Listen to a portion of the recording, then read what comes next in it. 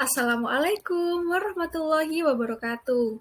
Perkenalkan, kami dari kelompok 1, kelas B Akuntansi 2020.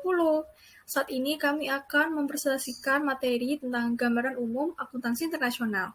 Anggotanya ada saya sendiri, Safira, dan rekan saya Rian Saputro. Oke, kita masuk ke definisi akuntansi internasional.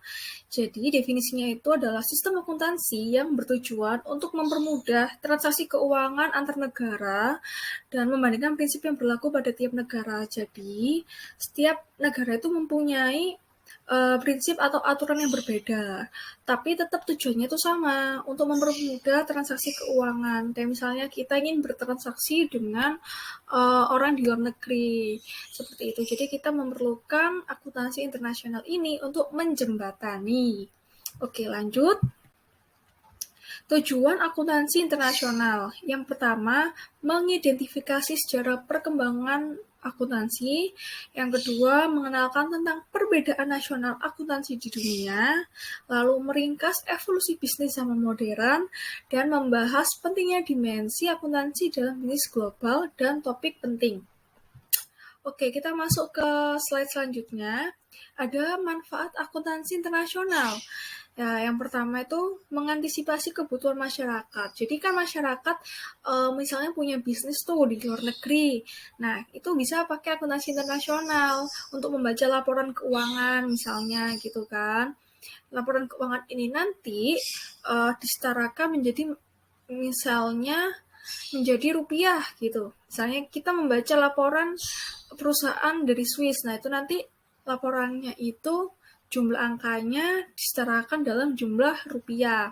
Terus untuk mencerminkan kondisi budaya, ekonomi, hukum, sosial, politik dalam operasinya.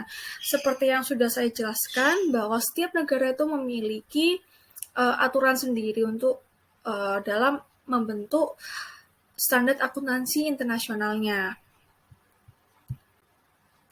Oke, di sini kita masuk ke fungsi akuntansi internasional. Nah, lalu ini adalah fungsi akuntansi internasional. Yang pertama ada Parent Foreign Subsidiary Accounting. Nah, ini maksudnya itu gimana sih? Maksudnya itu menganggap bahwa akuntansi internasional ini berfungsi untuk menyesuaikan laporan keuangan perusahaan induk dengan cabang yang berada di negara yang berbeda. Nah, seperti itu, kayak yang saya jelaskan tadi, menyesuaikan nilai mata uangnya. Terus yang kedua ada komparatif. Jadi komparatif itu maksudnya sebagai dasar perbandingan perbedaan standar akuntansi pada tiap negara yang mencakup pengakuan, penilaian, dan juga penyajian. Lalu yang ketiga adalah World Accounting atau Universal yang berperan sebagai harmonisasi yang menyatukan titik temu dari perbedaan-perbedaan standar akuntansi pada setiap negara. Nah, untuk sudut pandang sejarah itu berawal dari sistem pembukuan berpasangan atau double entry bookkeeping di Italia pada abad ke-14 dan 15. Nah, pemerintah Italia itu ingin menemukan cara mengenai pajak transaksi komersial. Nah, pembukuan ala Italia ini membantu para pedagang di Jerman. Profesi akuntan publik sudah ditetapkan di Skotlandia dan Inggris selama 1 tahun di era 1870-an. Untuk selanjutnya akan dilanjutkan oleh rekan saya. Sudut pandang kontemporer, dampak akuntansi internasional terhadap perkembangan ekonomi yaitu mengurangi hambatan perdagangan dan memajukan teknologi informasi. Pertumbuhan dan penyebaran operasi multinasional.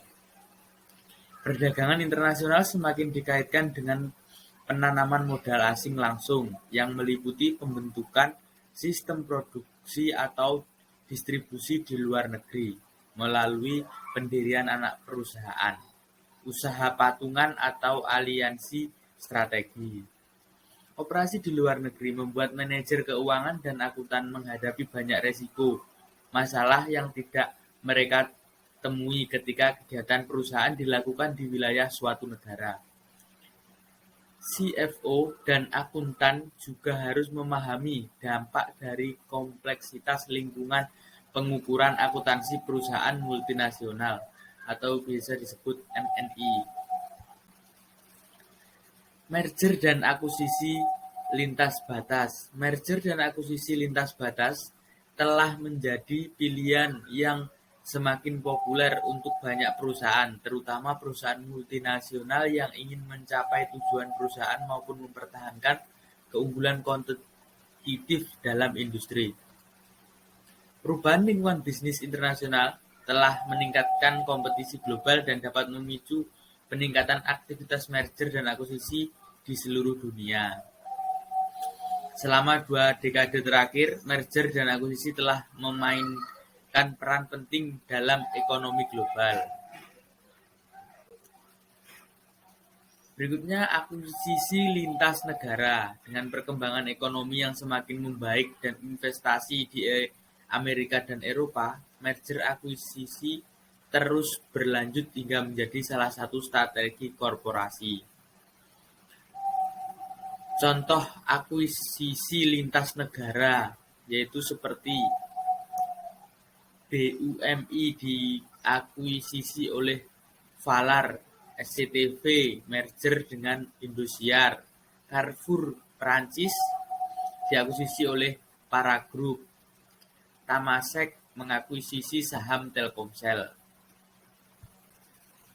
Inovasi keuangan. Inovasi keuangan adalah suatu tindakan yang menciptakan instrumen keuangan baru serta teknologi, lembaga, dan pasar baru.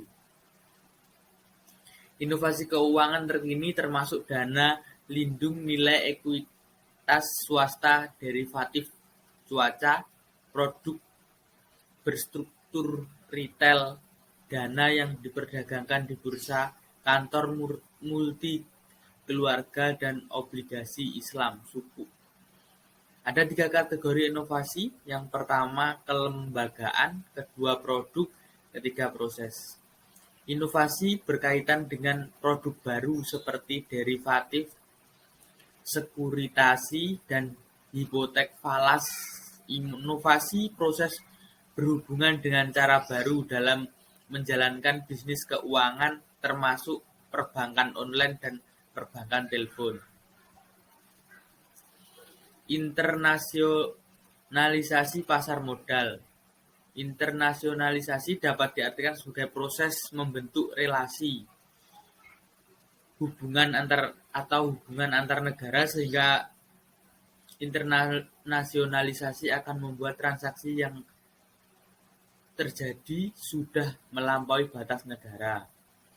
Transaksi yang terjadi sudah tidak memperhatikan wilayah dan geografis negara tersebut. Oleh karenanya, internasionalisasi merupakan salah satu ciri dari globalisasi. Perdagangan internasional dapat diartikan sebagai transaksi pertukaran barang, modal, dan jasa antar negara, sehingga perdagangan internasional tidak membatasi transaksi antar wilayah. Sekian presentasi dari kelompok kami.